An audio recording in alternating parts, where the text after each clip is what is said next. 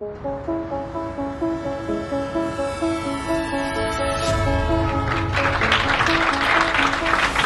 je vous ai fait une petite sélection d'objets de design que j'avais envie de partager avec vous ce soir.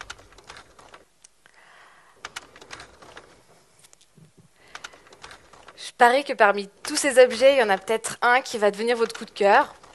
Vous allez vous dire que vous avez envie de le voir en vrai, de le tester, de le toucher, et peut-être pourquoi pas même de l'avoir chez vous. Eh bien, ils font partie des 600 projets réalisés par année au sein de l'École cantonale d'art de Lausanne. Et est-ce que vous savez à peu près combien de ces objets sont commercialisés?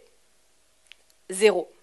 Et c'est dommage parce qu'aujourd'hui, ils finissent la majeure partie de leur temps dans des cartons, dans des caves, ou pire, même parfois à la décharge. On a fait un peu notre investigation et on a été auprès de l'ECAL pour savoir combien de projets auraient un potentiel commercialisable, et à peu près 100 projets par année auraient justement un potentiel de commercialisation. Alors, on a été vers ces étudiants pour savoir qu'est-ce qu'ils avaient envie de faire de ces projets où ils s'étaient tant investis, où ils avaient donné tant d'énergie pour les réaliser. Et le constat, il est global pour tous. Tous auraient voulu continuer et s'investir un peu plus dans la réalisation de ces projets. Alors, on s'est demandé, nous, qu'est-ce qu'on pouvait leur apporter? Qu'est-ce qu'on pouvait créer pour valoriser et promouvoir leur travail? Alors, on a créé un espace qui permettrait d'interagir avec les objets, un espace qui permettrait de rentrer vraiment en contact avec tous les objets créés par les étudiants. Donc on s'entend bien, on ne parle pas d'une galerie, d'un musée, ni des écoles de design, parce que dans les écoles de design, généralement, les meubles sont en carton. Et si vous essayez de les toucher lors de présentations, il y a beaucoup de chances qu'ils s'abîment. Donc là, non, on parle d'un espace qui serait vivant, un espace qui pourrait s'apparenter à un café, par exemple, votre restaurant préféré, ou même à un espace de coworking. Dans le café, vous auriez l'occasion de boire dans la théière réalisée par Quentin. Dans le restaurant, vous aurez l'occasion de tester la chaise molletonnée dessinée par Yen Hao, tandis que les lampes qui vont vous permettre de travailler jusqu'au bout de la nuit dans l'espace de coworking, elles seront dessinées par Célim et Victor. Donc, nous, notre but, c'est de vous donner l'opportunité de toucher les objets avec tous vos sens, parce que peut-être que vous, madame, vous aurez plus tendance à avoir besoin de le voir, l'objet, alors que vous avez besoin de vous asseoir dessus ou de le toucher, de toucher sa structure pour comprendre vraiment comment il fonctionne.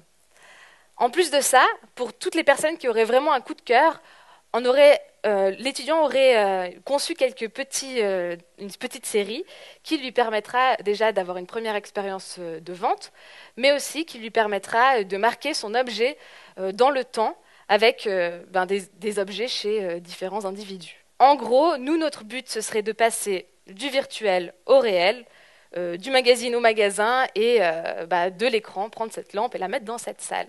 On l'a aussi compris, l'étudiant, il n'a pas juste envie de vendre ses objets, il a aussi besoin de se faire un réseau et de rencontrer du monde.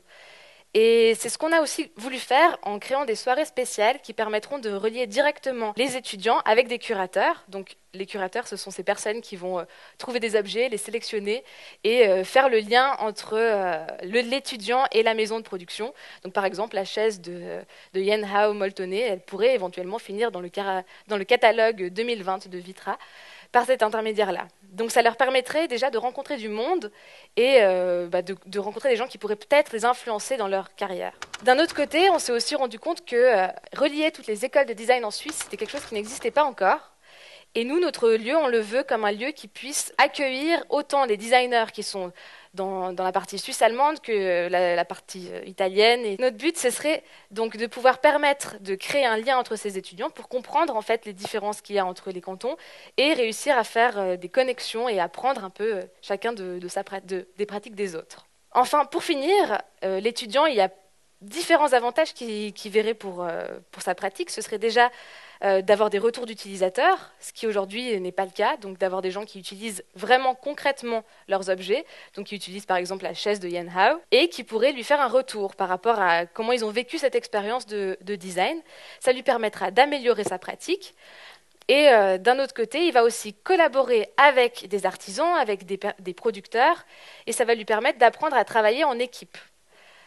Enfin, maintenant que vous avez compris qu'il allait bientôt peut-être exister un lieu qui permettrait de tester ces objets, lequel de ces objets est-ce que vous avez envie de tester la prochaine fois que vous allez aller au restaurant?